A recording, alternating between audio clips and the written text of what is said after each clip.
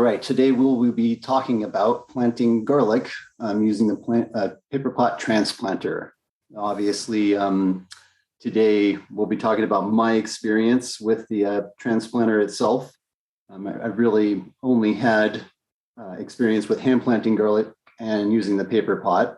So use that as transparency and the basis of the conversation. What we'll be talking about today is touching briefly on our farm context. It might be important for those of you trying to compare whether this tool will fit in at your farm. We'll be touching upon just garlic basics. It might be redundant for those of you who are experienced, but we'll touch on it briefly for those of you who are not experienced with garlic. Going over paper chain specifics as it relates to the garlic cloves you'll be planting in the paper chain, which is a little bit different than using the seeder that it comes with. We'll go over the transplanter itself, the specifics just on the ground and in the field about what you need to know about using the transplanter while you're planting garlic. A quick and simple and probably biased comparison between the Paperpot transplanter and a hand planting. I'm biased obviously towards the transplanter, but that goes without saying probably. And then lastly, we'll cover a few tricks and tips specific to the garlic and transplanting. That took me a while to figure out, that might save you a little bit of time when you go to do this yourself. So first, our farm context. We are a pretty small scale farm, although maybe a typical size for an urban farm setting. We're about 1/3 of an acre of growing space. I think last count that was maybe 56 or so 75-foot long beds. This is my third season planting garlic with the Paperpot. That's how long I've had the transplanter itself. I remember asking Diego when I bought it if garlic would work in it, and he was pretty sure it would, and we tried it and it sure did. So we've been doing it ever since. I learned something new every year. It's going smoother at this point than it did year one. The Paperpot was an easy choice for garlic since we were already buying it and already using it. For other crops, we transplant a lot of greens. Matter of fact, I think the only thing that we transplant, the only thing we really direct seed or don't transplant with the Paperpot is direct seeded roots, and we hand transplant tomatoes and peppers, of course. It's what used to be, especially in the first couple of years, pretty much just me, although we have a great crew now. We have 3 part-time helpers and the equivalent of an extra full-time person on farm. And we do grow year-round. We slow down in the winter a little bit, but we do continue sales, and we like to take a little bit of break in summer, but we go all through the busy season as well. And we're in a pretty warm climate, although we definitely get cold enough for the garlic, which I'll cover here in a minute.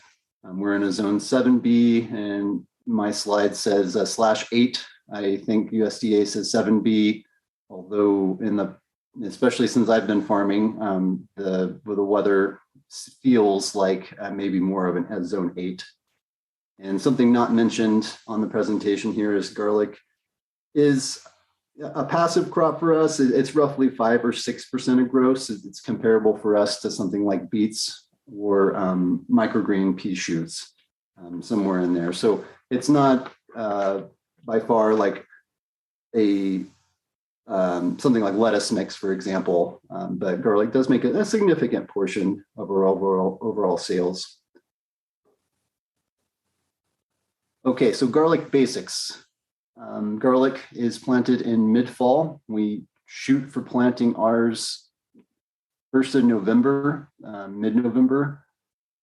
I succeed at that and getting it all in around that time some years, but most years it tends to be mid-November to the 1st of December for us. We can kind of get away with that in our climate. If you're in a colder climate, you might want to plant a little earlier, and then we tend to harvest early summer. For us, it's the end of June. I tend to think July 4th is almost getting to be a little too late for us harvesting garlic. Each clove will make a bulb. So each individual garlic clove, once again, will make lots of little garlic cloves the following year in the form of a bulb. Garlic needs to do something called vernalize. Vernalization is a period of cold, a loose definition that a plant needs to go through. I'm not sure how many other plants need this to happen, but garlic is one of them. If it doesn't get cold enough, garlic will not form bulbs with multiple cloves. It'll just turn into one big clove, to my understanding, and that's what it does in the tropics, or if you're in South Florida, or so and so forth. And growers there tend to put their garlic seed or their garlic cloves for planting into a refrigerator and prime them and plant them after they've been refrigerated for a certain amount of time. I think it's 30 to 45 days of freezing temperatures for most garlics. I'm sure that varies depending on the variety. I consider garlic to be low maintenance. I have found it needs consistent water, especially as it starts to grow in the spring. And it needs decent fertility. We don't pour a bunch of fertilizer on our garlic, but we do compost pretty heavy at the beginning when we plant, and we actually put compost in the paper chains, as we plant, or in order to plant rather, and then we'll top dress or just put garlic on top of the bed in mid-spring to add some extra boost of fertility as it goes into the end stage of its life.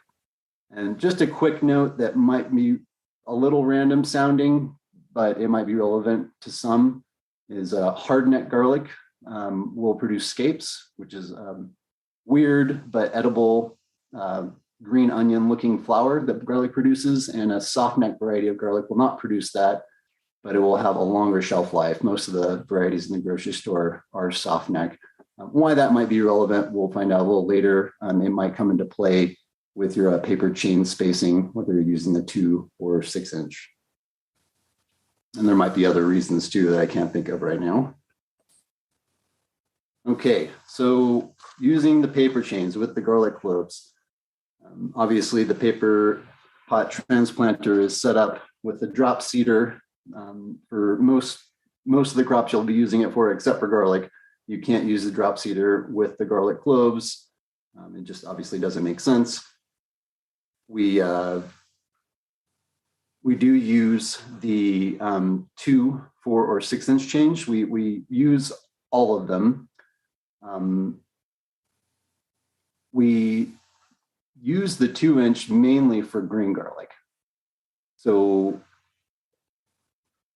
what green garlic is, and I'll just define that real quick for those of you who don't know, is green garlic is early garlic. That's all it means, really.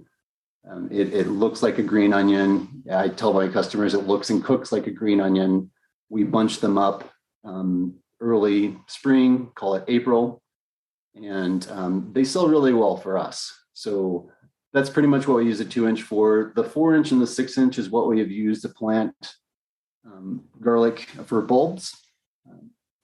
I wrote the biggest garlic equals 6 inch and a question mark after that. It makes a lot of sense to me. And I think what I've seen out in the field is when I use the 6 inch chain, I do get, obviously more spacing in between the garlics, but probably a little bit more or a little bit bigger garlic just because of the spacing and, water usage, and they're not competing with each other. The reason why we have used the 4 inch might sound obvious when I say it, but we've had a lot of seed and we've needed to cram more garlic into beds. We also, for the past 3 years, while we've been learning to use this tool, have been increasing our garlic seed and our stock. So we would get more bulbs per bed with the 4 inch and therefore have more seed stock. So I've used the 4 inch a lot on the chains, and I've used both really. I think the 6 inch makes probably a nicer garlic, although you get less garlic per bed. And I did write that we use the small and medium cloves. That's probably going to be a little controversial, especially for people who have planted garlic before. I think I was taught that or to save the biggest garlic for the biggest garlic cloves for the biggest garlic bulbs the following year. I have learned over the past, just from reading and specifically a video with Carl Hammer from Vermont Compost, I think Curtis Stone did, that he doesn't think that it matters. Garlic is clonal, so all these cloves are not a true seed necessarily. It's basically a clone of the previous year, genetics wise, is my understanding, and somebody more knowledgeable could correct me. But I have found that planting a small clove doesn't necessarily mean, with the nutrients and water being equal, doesn't necessarily mean a small bulb the following season.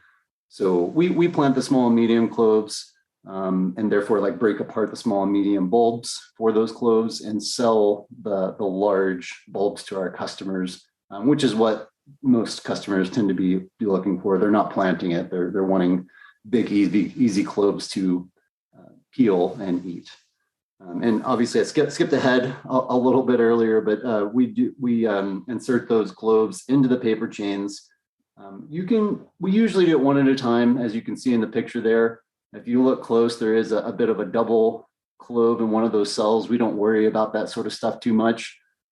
Sometimes when there's a little tiny one along with a regular size one, or a regular for us as far as planting goes, we just put them both in there in order to just move quick. It does take longer to do one at a time versus scatter sowing into empty trays. We can basically take two hands, get a big scoop of garlic in our hands, and sprinkle it out over the paper chain. It's much messier. You get a lot more sideways and upside down cloves and more multiple cloves per cell. So there could be advantages to that for you. We've done both. I like both. I think at this point, myself and the crew are pretty quick about putting the cloves in one at a time, and that's what we do most of the time, unless we're in a real big hurry. And lastly, on this slide, after we seed out or put all those cloves in each cell of the paper chain, it's pretty important to massage or really press in the soil medium that you're using, whether that be compost, germination mix, potting soil, etc. We have used all of those before. I don't know why it took me up until this year to realize that compost is way cheaper than buying, using our germination mix we use for microgreens. So we started using our $38 a cubic yard organic compost, and it worked just fine for planting. So we scoop out a bunch of that into our chains, but you could pretty much use whatever soil you have, as long as it can fit in the cell and doesn't have a bunch of mulch. We really just want to emphasize that you really want to make sure those cells are firmly packed, which I'll get to here in a minute. Okay. So continuing on with these paper chains. After that soil is well packed, we will water really well. It needs to be saturated. I don't think you can water too much before you plant out.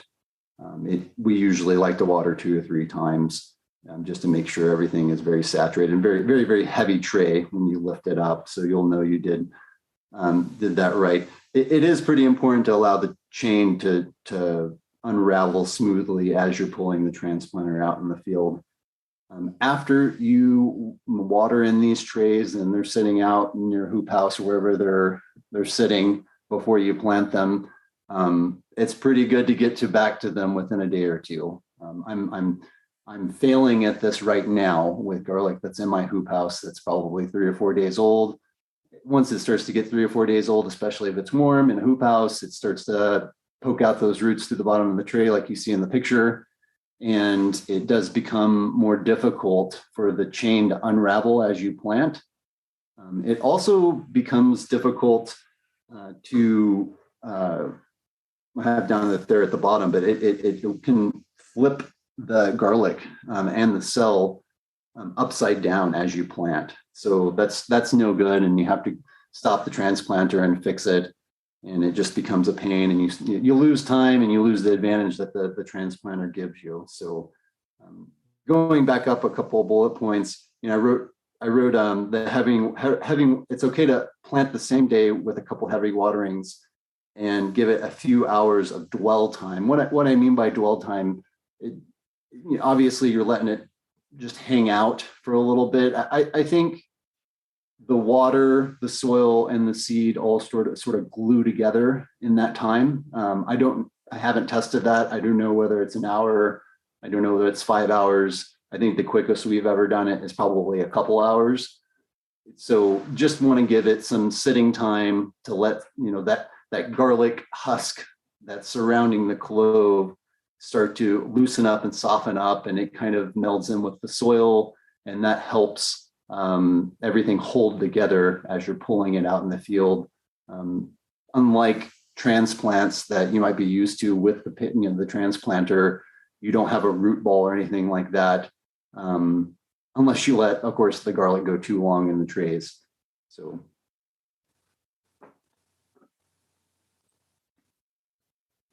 we do prepare our beds. We're all moving on to transplanting now.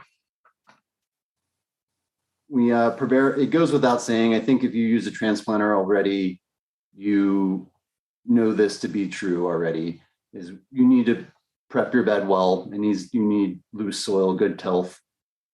We don't have a tiller at our farm, no judgment if you do, use it, but we wheel hoe and top dress with compost, maybe in that order, maybe not. And then we'll broad fork if needed, if that underlying soil is still pretty hard. Most of the time, if we've been using that bed and everything's still pretty moist or well watered, it's not too wet, obviously, but the bed has been in use recently. It's not rock hard. We have really heavy clay soils here, so if we don't water something for a while, it'll really get hard.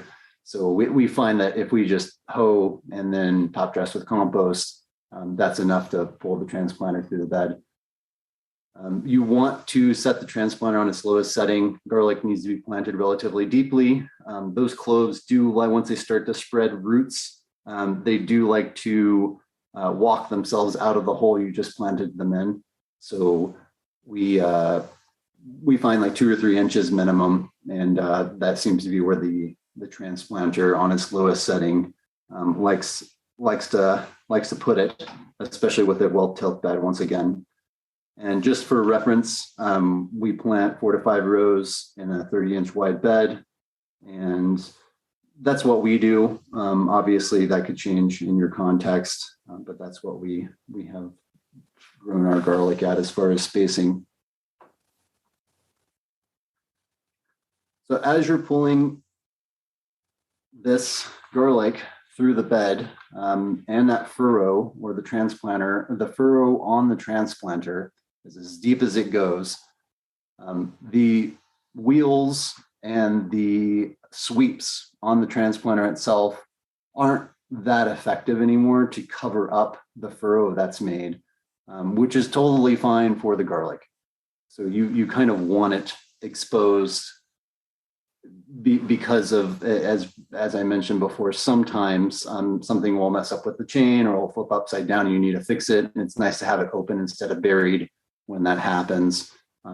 However, we pretty much, 4 passes or 5 passes in the bed is lining up the wheels of the transplanter right on top of the little mound the furrower makes with the previous pass. And in the picture there, you can hopefully see at the bottom of the picture, there's an exposed chain that's being covered up with the current pass.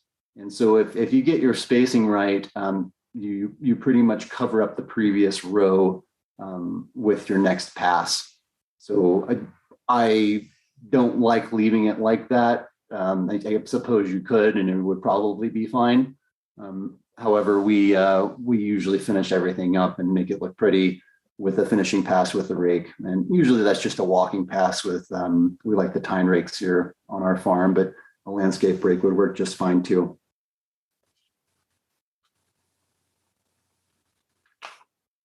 Continuing along with transplanting here, this picture is a picture of how the cloves will sometimes pop out of the paper chain as you plant.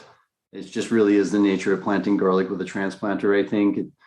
As much as you try to have a wet tray and give it some dwell time and all that stuff I mentioned, just with stuff knocking around as it comes out of the tray into the ground, some of those cloves will pop out. And that's not really a big deal. We gather all those cloves with, and you'll find that some will be left in the tray itself too when you're done. We gather all the cloves out of the tray, and that's in the chute there of the transplanter with the ramp that slides into your paper pot trays. We'll gather all that up with the ramp and just plant all of that all at once in the gap right before we start a new chain. So, you know, it leads to sideways and upside down cloves. We plan on it happening, and we use that for green garlic. We see little clumps or garlics out in the field that are too close together, and as we thin those spaces out, as it becomes available to thin in the spring, that'll turn into green garlic for us, which is just a source of revenue. And yeah, on the bottom there's it is a problem. Suppose you could be pretty why is this happening? But turn a problem into solution like any good permaculturist, I guess. All right, this is our quick and very biased comparison of the Paperpot transplanter versus hand planting. It's obviously extra money for the paper chains. And if you were only buying the transplanter for garlic, it would be extra money for that too. It's quicker in my estimation. I think most important for me, it's easier on my body. You're down on your knees and your hands planting garlic. There's a lot of garlic that goes into a 75-foot bed at 4 rows. Your thumbs are really aching by the end of a day planting garlic. So it really helps with that. And I think it's worth it for just that reason alone. It does plant a little shallower maybe than shoving a garlic clove in with your thumb, but it's effective. It really helps with harvest as well. If you plant garlic really deep, garlic will definitely grow, but when you go to harvest it, you almost have to harvest it out with a fork versus we pretty much with our loose beds always just hand pull the garlic out by the stalk when we go to harvest. Once again, we top dress with compost in the spring, and I went over it before, but what I mean by top dress is we just sprinkle the compost on top of the garlic in the bed to give it a little extra boost of fertility. And lastly, it is one more use of the transplanter in our system. I'm repeating that, but if you have it, you might as well use it. It also allows you to put out a lot of garlic at once, which I think is worth it. I'm more likely to get the garlic planted. And then who doesn't like too much garlic? You can always give it away to customers. Customers like a little freebie, and garlic's a good one. Those 2-inch chains, yeah, skipped ahead of myself again, but those 2-inch chains make nice beds of green garlic. I don't really know if people plant green garlic or how they do it otherwise, but we'll have really nice dense beds of green garlic that come out early spring, and we're able to put something else in there. The more garlic you have in the ground means you get to have your own seed stock. It's a really important point. Garlic seed is expensive. It sells out quick. I haven't bought garlic seed from a seed catalog in several years, and I've grown my own seed stock just with this method. And then also, of course, green garlic is another bonus of having more garlic in the ground. I was worried when we first got it that the change would interfere with the bulb growth. It does not.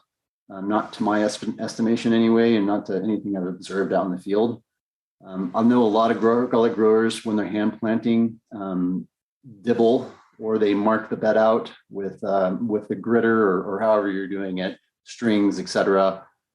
We don't need to do any of that, or at least we don't do it on our farm because we have exact spacing with the 2, 4, 6-inch paper chains.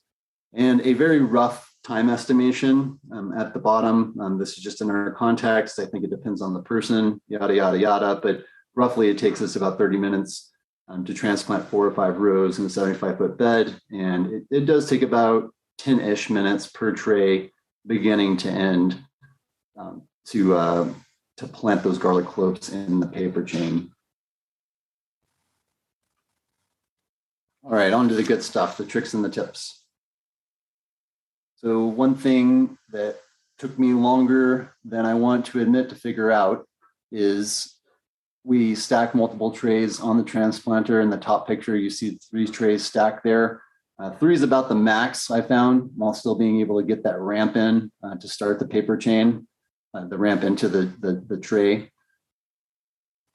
I've gone higher than that and tried to stack up 4 or 5, and you can do it, but it's a little bit more cumbersome. Yeah, plant quickly. It can't be expressed enough.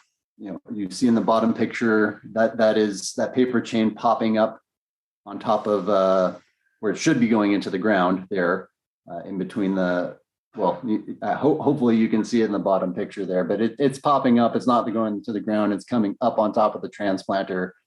That's because I've let the roots get too big, and it's really kind of forced itself sideways, and that's just something you have to lean down and correct, or keep pulling and go back and correct later and push those garlics down. Beat it to death to saturate the waters, saturate the tray with water rather, and make sure the paper cells are firm with soil. One thing that might take you a while to figure out, I've seen a lot of videos that people start their paper chains with a landscape staple. We usually just have a fist or a foot. I do most of this by myself. I don't usually have a helper. So I will, step on the beginning of the paper chain planting and push the cart a couple of feet to get it started. And that seems to be enough to hold the paper chain in the ground to get going. I also use my fist. I do this with a regular set of transplants for other crops too. Obviously, I don't step on little lettuces, but a fist to hold it there while you get the cart started with your other hand seems to work for me. It is, and going to my next bullet point, it is a bit of about a strength. You kind of have to, you have to push the cart at an awkward angle, or the transplanter at an awkward angle. So that's why the task is up to me. I'm a big guy, and it's not that hard for me to kind of get the very deeply buried transplanter going like that. So this method, does take a strong person, good technique, and loose soil, because it's certainly much harder if you don't have good tilth. And we plant with the wheels up for the garlic. I usually plant with the wheels down for everything else, but the wheels up on the garlic gives more weight on the transplanter itself. That helps the transplanter stay deep. One thing not mentioned on here is to help with the difficulty of pulling the transplanter that deep through the soil. As I walk directly behind the transplanter, I know a lot of people like to use a one-handed method and kind of walk straight and look behind them as they go. I just walk directly behind the transplanter as I go. Basically, I walk where the furrow is going to lift the dirt up anyway. I do tisk walk in my bed, but I walk in the bed, and then immediately transplanter runs through and lifts that soil back up and plants garlic. So it's an acceptable walking in the bed for us. And that's the end of the presentation for today. So I hope that helped anybody who's thinking about planting garlic with the Paperpot Transplanter. You can, I'm sure I missed things, or there's things that I didn't cover today people will have questions about. You can email me at my email here, josh@wholeheart.farm. I do like to talk shop, and we're all busy as farmers, but I'll be happy to help if I can. So I hope you enjoyed the presentation, and good luck and happy farming. Yeah, thanks so much, Josh. I thought that was really great. Couple follow-up questions on that. One, do you ever do any follow-up cover-up after you transplant? Do you have to go back through? And I don't think you said you did. I think you said, hey, not planting it super deep is, well, you're trying to plant it deep, but if there's a little, there's not, if there's a deeper furrow that's not fully filled in, you're okay with that? Like, do you ever go back and hit it with a rake or anything just to fill those furrows in? Yeah, I might have skipped over it, but yeah, I do usually because I like to leave a smooth bed. I go back over it with a rake at the end after the bed is planted. So it smooths things out and make sure that that garlic really is buried well. We we'll have a couple inches of compost on that bed when it goes through. So there's a lot of loose compost on the surface. So that really makes sure that that compost gets pushed down into the furrow with the garlic cloves, and then just once again make sure it's nice and buried. Yeah. One question on your roots when they, if this is a tray and they grow through the bottom of the tray, do you ever try this with not just garlic, but any crop of like just scraping the bottom roots off? Anything that's growing through, basically just use like a sharp edge of a board, edge of a piece of metal and just like shave the bottom of the tray? What I do to tackle those roots that are going through is I just use the paper pot. I always call it a slide, but I looked it up and it's called the ramp. But I use the paper pot ramp for the trays, and I will use that ramp on both sides of the paper chain itself. So I'll put the ramp in on one side of the tray, and then I'll flip it out around 180 degrees and put the ramp on the other side. And between the two sides, you can pretty much get the full tray, or you can get all those roots cut Sure. along the whole tray. So I haven't done it to where I've scraped the bottom of the tray. That might be an idea worth looking at. Yeah, I don't know where I saw somebody do that. Maybe I think it was like with peas or something, but it was they used that ramp and just shaved off the bottom just to kind of cut those roots that were going through. Oh, that's a good call. Yeah, we do the same thing with our how does that work? Yeah, with our pea microgreens when we're emptying out the soil after they're harvested, getting that soil out. We'll take that ramp, and I guess we've gotten the pea shoot soil out of the tray with the ramp, and then gone. The second step would be like to scrape the bottom to get the remaining roots off, just to make it easier in the cleanup stages. I thought that stacking multiple trays on the transplanter was really interesting. Honestly, never seen that before, so this is a first time for me. Do you Nice. find that the extra trays add a lot of weight, and is that weight, is it helpful in this case because you're trying to go deep, and could you see it be a problem if it's too heavy?